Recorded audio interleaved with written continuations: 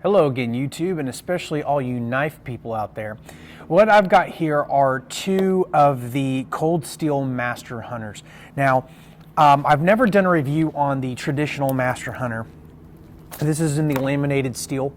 This is actually my wife's knife. She liked this design. She really likes this craton handle, but I've never done a review on it because I just never got around to it. She usually has it if we're both out in the woods, and I've just had other knives that I've purchased for myself that I've wanted to review. So I've never done a review of this one. She also won't let me put a different edge on it. It's got the original V edge. Honestly, it's pretty dull. I need to sharpen it up a little bit, even if I do keep the same edge for her. But this is the original version, if you will, of the Cold Steel Master Hunter. And I hope this isn't too bright. I've upped the exposure on the camera a little bit because I'm in mostly shade, but the highlights are going to be pretty bright, so just bear with me. So this is an introduction video comparing the traditional Cold Steel Master Hunter to the newer version that was released not long ago in the 3V steel. Now, as you can see on the blade here, I've done a little bit of batoning and feather sticking stuff because usually when I get a knife, I like to put, especially if you watch my channel, you know this, but I like to put a convex, even if it's a semi-steep, like very late convex. I won't come all the way up the face of the knife, but just right down here, add convex to the edge. You know that that's something that I like to do, but I like to try the original edge that comes in just for the heck of it, just to see if it's something I want to do. And I have to say, this is a pretty nice knife. Now, we'll get a little bit of a comparison going here in a minute. There are a few differences between the two, but basically, if you are a fan of the original Cold Steel Master Hunter and have been looking for something in a newer version of the steel, then this may just be for you.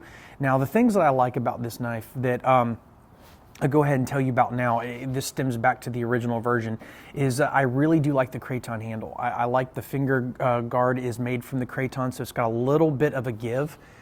See if this will focus closely here. There we go. Not a lot of give, but a little bit, so it's not rigid, and because it's got that rubberized craton, it's actually very comfortable. It's a blocky, you can see from the tip down, it's a blocky style handle, but very, very comfortable in the hand, on par with the Fall Nivens, but I actually kind of like this one maybe a little bit better, just because I like the way that this one's been designed. I like the blade shape. It's very kind of traditional. It's Bravo 1-esque, if you will.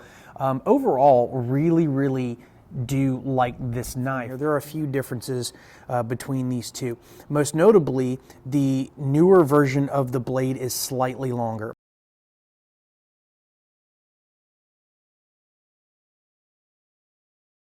Not a ton longer, but if you put these finger guard to finger guard, the lower knife, you can see kind of right there, is a tad bit longer. The 3V version is a tad bit longer. The other thing that I've noticed when comparing the knives here straight down is that the tip or the taper on the 3V version gets thinner much more quickly than the laminated version. You can see here on my left, this is the traditional laminated version, and this is the new 3V. So this has a finer point. You can see right there very well that it does taper rather quickly. And the other thing is, whereas the original version up here has more of a straight base and then kind of an abrupt belly line, this one almost has like a drop away, almost like a humped belly. I may try to level that out a little bit, but you can see nothing major, but there are some slight differences in the blade design. Now, I do like this. This is somewhat similar to the coating that are available on the Survive knives. It's not what you would find, for example, on like a Tops knife or Essie. It is very much almost like a metal blue coating. It is the steel itself, so it doesn't rub off very easily. It has no gritty texture to it. It's basically, if you've never tried either one of those, it's not a spray on like a truck liner. It is actually very well coated on the metal itself. Now, it will, probably rub off over time. I'm not sure, but I have thrown sparks with the spine and scraped it up pretty good on ferro rods, and it hasn't come off yet. So, you know, overall, I really like what this offers. It's not super heavy. I'll do some weight measurements and stuff when I get back. I do plan on taking these in the field, and I do plan on go ahead and putting a convex down here at the base before I go. So on Thanksgiving Day, I will be in the woods, and hopefully I'll have some time to test this knife out. Now, overall performance as far as when it comes to grip, as far as hot spots, blade shape, things like that are going to be very similar between the two. Obviously, the steel will be, you know, the difference, and I'm not going to be comparing the laminated steel version because, again, my wife won't let me. So there you have it. So just to give you an idea about how this knife kind of compares up size-wise, I'm just going to show you a couple knives real quick. This is the Survive Knives 4.1. Move these up in the frame. Oops, sorry. Trying to get used to how this camera's laid out here. So there it is compared to the GSO 4.1. What else do I have in the bag today? Here's a Mora. Let's see what else we have here. That's kind of out of the frame. I'm sorry. Let me move this up here to give you an idea of how this is going to compare. You can find the specs and stuff online, but it's just to give you a visual idea. And here's the one that currently is among my favorites. These two are my two favorite knives right now. This one right here is the Bark River Camp and Trail with the sheep horn handle and the A2 steel. I've got videos of that up as well, but this is just to give you kind of a size comparison in here. So the longest blade up here, shortest blade here, so it falls right in the middle. But anyway, there's just kind of a visual representation. So I just wanted to do a quick introduction, basically to show you how the original version of the Master Hunter and the new 3V version kind of compare. But again, interested to see how Cold Steel does with the 3V. So stay tuned, guys.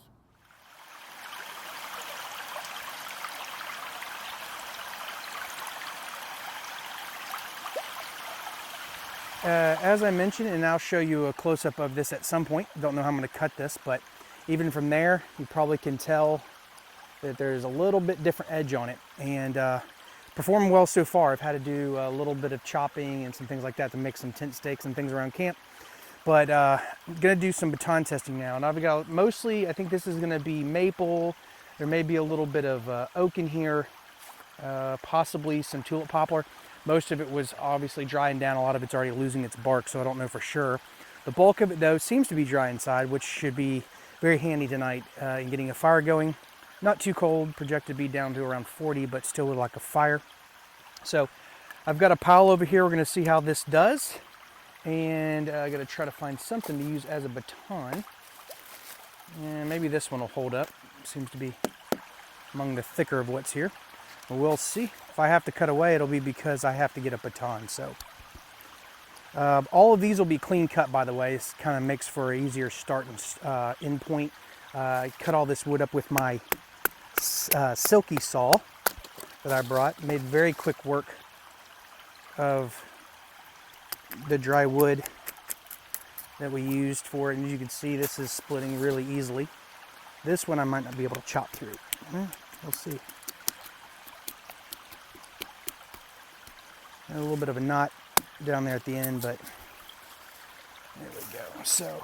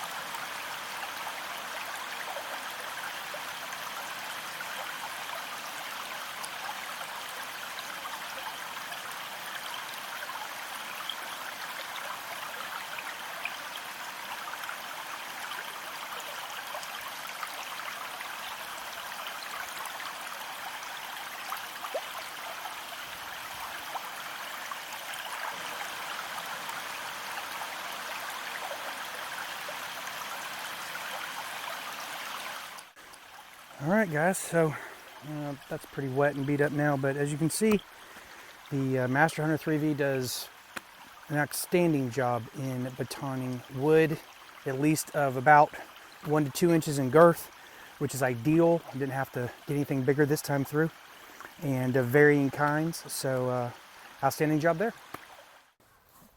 All right, so what I'm gonna be doing now is just trying to make a little bit more finer, like tinder kindling type stuff for the fire tonight. Basically just using the weight of the blade itself and the blade sharpness to try to split some of these already finer pieces. Most of this is oak, so I'm hoping it's actually gonna split because it's pretty tough, but it seems to be doing a good job there. I don't want to lose it. You can see that it's very sharp.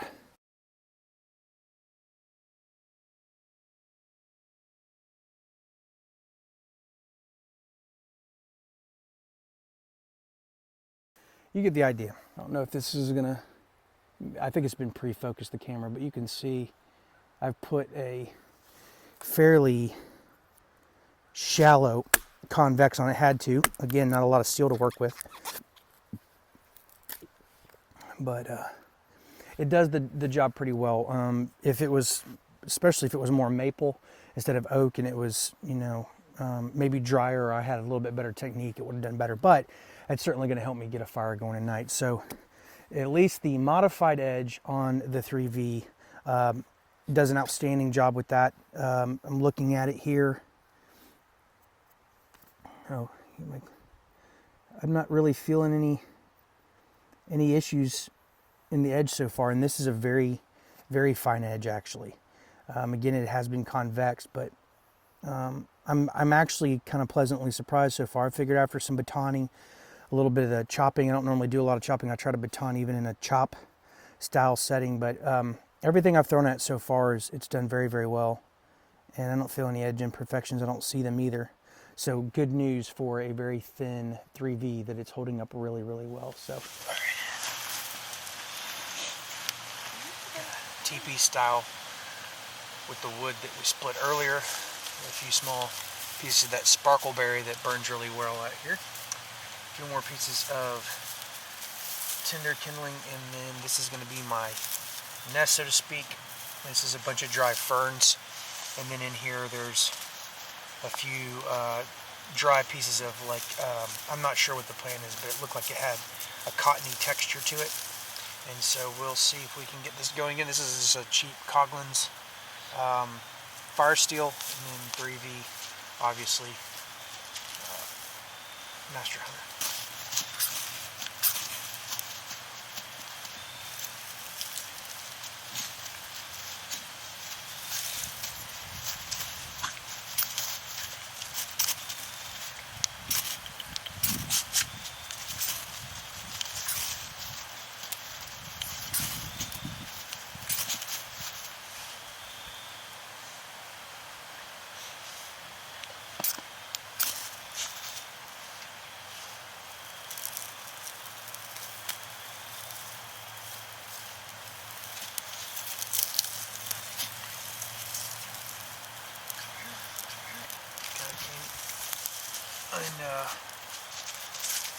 Undone on me.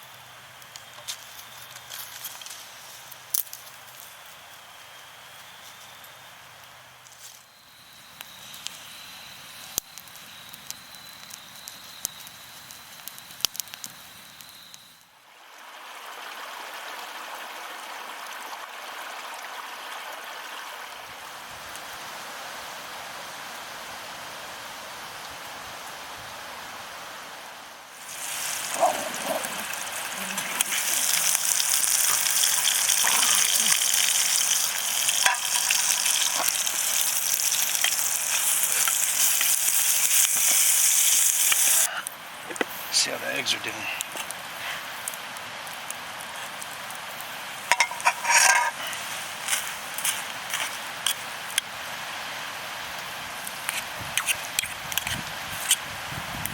Told you, luxury camping.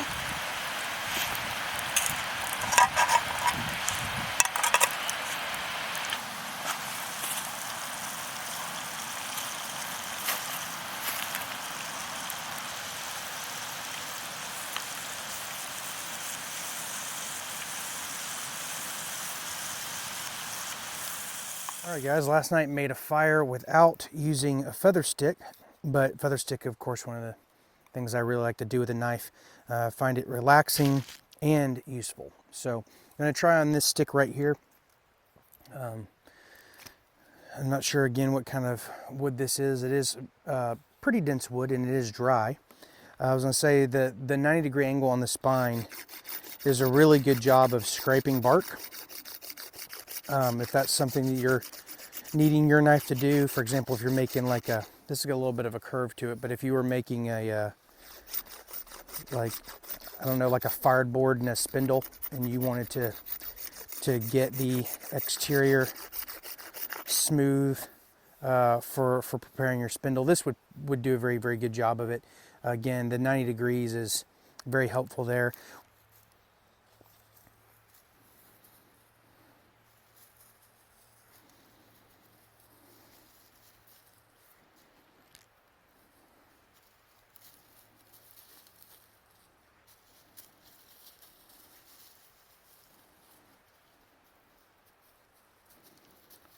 And hopefully all this is in frame from where the camera is positioned.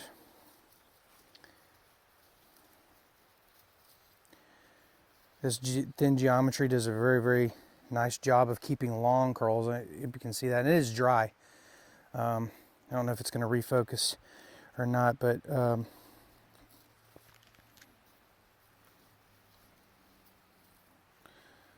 a little bit more now. Try to see if I can keep them thinner. Starting to have some give to it now that it's thinned out. If I had known this was going to feather stick this well, I would have probably not tried to split it. But I kind of truncated through it, kind of split it here to make the ends even, so it'd be nice and easy to go about doing, batoning through it, and it was pretty rigid this way. So I kind of thought it would be easier to split than it was.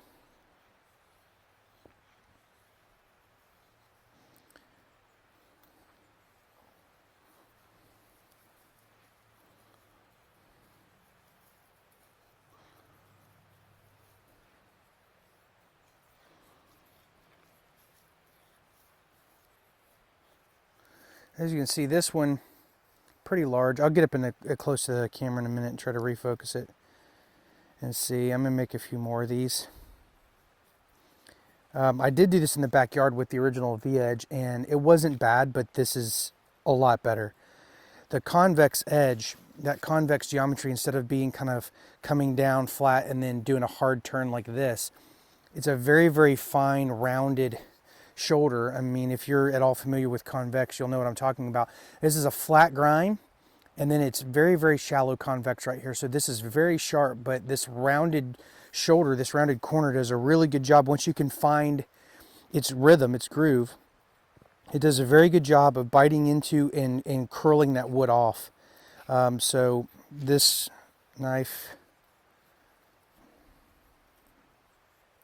trying to keep it from bowing now, using just all blade, not, yeah, anyway, so,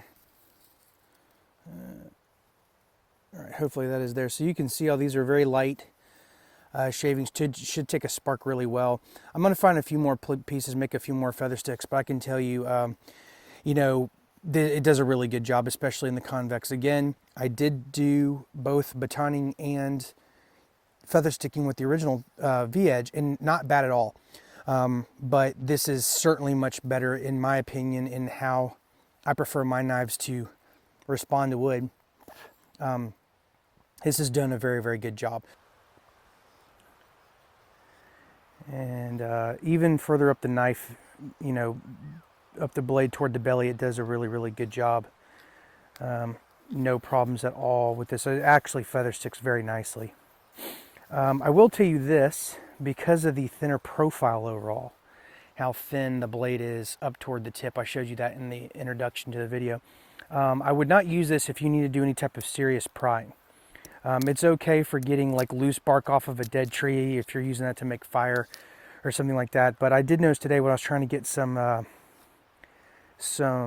kind of pitchy wood out of a fallen pine tree, that when you do some prying with predominantly the tip, it does have a lot of give to it.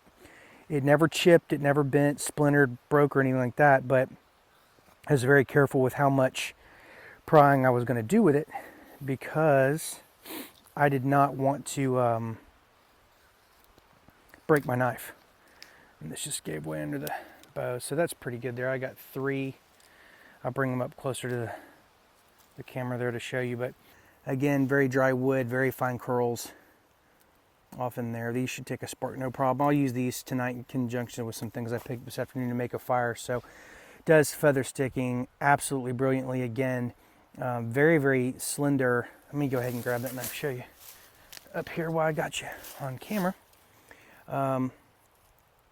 Make sure the camera's focusing in here closely. Okay, so here you can see, and this has been subjected to some use obviously, but there's that new convex, and you can see the blade itself is very, very thin through here, about halfway down the face to the blade edge. It's very, very fine, but holding up really well, and that convex has done a brilliant job making these feather sticks. So continue to put it through a few more chores, and then we'll be backpacking out of here. Hopefully this is also in shot here. I don't know if you can tell, but down here too, as kind of the case has been lately, I'm camping near where there's a floodplain going through, which makes getting saplings that are already dying. Maybe you can hear this in the corner. Those are some of the branches I'm breaking off of it. So it's already pretty dry, but down here at the bottom, I think it may still be green. And see, again, very dry, but I think it may still be somewhat green down here. Last night it was extremely windy, and the outside of the tarp was flapping on one side of the tent pretty hard. So I need to make 2, maybe 3 more stakes for some guy outlines, and I'm going to use this sapling to do that, since it's pretty much not going to probably be here much longer anyway. So I'm going to see if I can get enough of a bow to this. The angle I'm at, there's 2 more saplings nearby, but let's see how. Ooh, so you can see, I don't know if the camera can see in there, but it's already kind of drying out, but it did that cut very, very nicely. Try to get through the back side. There it goes. So pretty good size sapling, probably about 1 inch, 1.25 inches in diameter. Mostly straight, but I'll be able to use the greener part down here toward the base to make some stakes that I can go ahead and knock into the ground without them breaking on me, and hold the other side of the tent in place tonight. So there you go, sapling push cut with the 3V Master Hunter.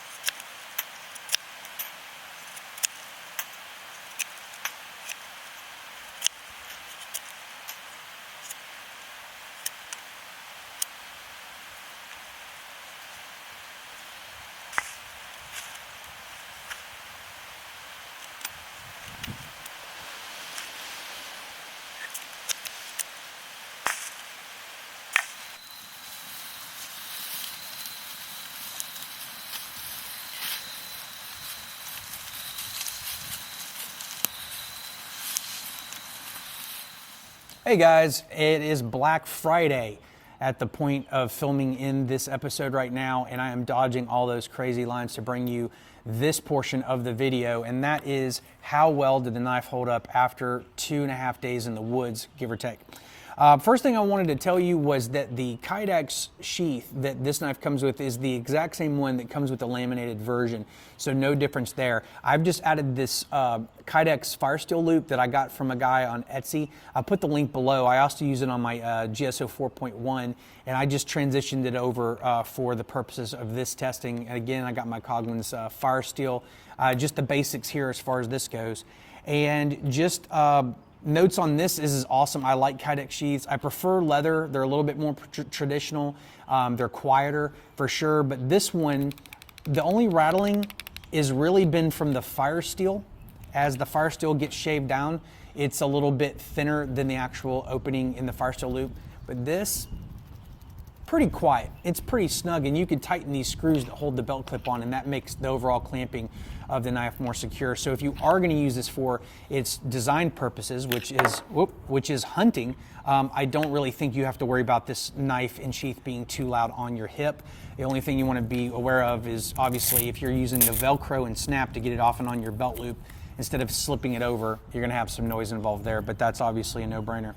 So overall, pleasantly surprised by the Cold Steel Master Hunter in 3V, but this thinner steel, this 3V, even though it's got a very thin taper toward the front, actually an awesome outdoor all-purpose knife in my opinion.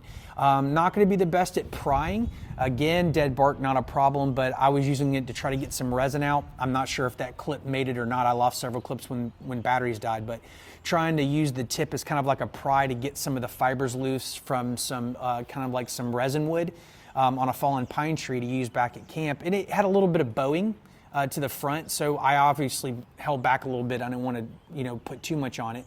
So if you do a lot of really aggressive, prying, then a thicker blade toward the tip is obviously going to be more up your alley. But other than that, this knife was awesome. It was really, really good. The handle is very comfortable. Again, if you squeeze it really hard, you get some of those weird bumps, indentations on your hand, but it's just telling you it's got good traction. I did use outdoor work gloves with this in camp. I used it barehanded. The temperatures did get down in the lower 40s. Again, not freezing cold, but no discomfort, no super cold materials like you would get like in some woods and man-made materials. Very good traction even when wet. I did completely submerge it one time when I was down at camp with a towel, rinse it off, and I just went ahead and submerged the whole knife and gripped it just to see, and it did awesome. Very, very good job. Very good job. Great slicer. It slices almost on par with a Scandi in my opinion because it is such a thin profile toward the cutting edge. And it took batoning no problem off camera. I know for sure because it was well after dark.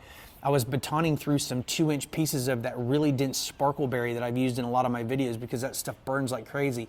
And it doesn't split immediately quite as well as a thicker knife like an SE5 or even on down a little bit like a Bravo or something that has a thicker kind of profile or geometry down the face, because this again is thin. It did split through it no problem though. And going back now and looking at it, I think there's just going to be some micro rolling up near the belly end from batoning and feather sticking and notching and things like that. It did really well. Again, not a hunter, but I would imagine that this thinner profile tip is great for piercing the outer portion, the hide of the animal, and getting through and getting at meat. If you're again into prying and stuff like that, that's about the only thing that it wasn't really, really great at. So in my opinion right now in the sub $100 range, this might be my favorite knife. Love the Mora Black. Kind of their more modern, traditional, if that makes sense, the traditional kind of blade style, kind of a little bit more modern as far as thickness, handle design, and accessories that come with it, like fire steel and such. Brilliant knife for the $50 to $60 range, depending on the features you get included and the type of steel. It is a brilliant knife. It's really superb. This has better traction, and it doesn't have that weird finger notch that the Mora has. I don't have any other knives with me, I'd show you, but 50 to 60 bucks, that's a knife that's very tough to beat. at about $86 for 3V steel. And again, I don't know about all their heat treat and everything like that, but it held up really well. And this is a very, very thin blade by comparison to other 3V knives I've tried. For 86 bucks, this is a pretty darn good knife. I plan on keeping it around for a while and just to see what else it'll do. And if I get any updates in use, I'll put them in the comments or annotate the video in the future. But really did enjoy using this. And I was surprised again because it's thinner. And not every steel iteration from Cold Steel have I been a huge fan of, but the 3V, pretty good. I actually really did like it. And I'm gonna go through and do a cut test here in a minute. It's not the end all be all, but I think that there's gonna be, up here near the belly, there appears like there could be some micro rolling, and that's to be expected. Again, you can see how thin this is. So the fact that it didn't take more damage than what could be a few little rolls up in this area right here is very pleasing. So there's kind of my quick review. Again, I just left the wilderness this morning and drove back, so very fresh ideas about its use. I don't have any office paper. I just have some stuff from this magazine. It's kind of thinner, almost like a Black Friday ad. But we'll see how it goes. I'm gonna kind of pierce and cut to see if there's any, again, this is just to see if there's any resistance. There is a little bit up here toward the belly, like I thought there. I can see some rolling right here. So nothing major at all. Honestly, had I had a strop in camp, that probably would have easily got this out. If you have one of those field kits from Falkniven that comes with the stone, that's, you know, even better. But overall, still hair popping sharp in a lot of places. But for wilderness use, this is still exquisitely sharp. As far as putting it through what it's going to do in like camp and an outdoor situation, this is still very, very sharp. All right, guys, back now from reconditioning the edge on the 3V Master Hunter, and I will tell you that there were a few little imperfections as noted. There were a few little rolls and things. There may have been a really small chip on just one side of the blade up here at the front. Either way, it did need to be reconditioned on the stones, but we're looking at, you know, 8 to 10 minutes overall. And I started with the 400 to get the imperfection out, 800 to start the blend, 1,000 to start the hone it, 5,000 to polish it and really get those buff lines out, and then some quick white compound stropping with the Bark River compound just to get the edge a little bit closer to a mirror. Overall though, considering how thin the profile on this knife is, I hope you can see that. The cutting edge is so thin on this. There's so little steel compared to other knives that I've used. I'm gonna see if I can get it to focus there. You can see it especially in through here. Look at that compared to my thumb. There wasn't a ton of girth through here. Nowhere near as thick as something like a Bravo 1. So I was actually surprised that it didn't take more imperfections than it did. It's, like I said, it's not a Scandi, but you're getting very close to that end of the spectrum considering how thin this is. So anyway, overall, I thought it was awesome for a sub $100 knife with very good steel. I thought it had great retention. It's gonna probably chip and get a few little bit more micro wears on the cutting edge than a thicker profile blade. But those blades, at least the ones that I'm accustomed to playing around with out in the outdoors, are 3 times as expensive as this easily.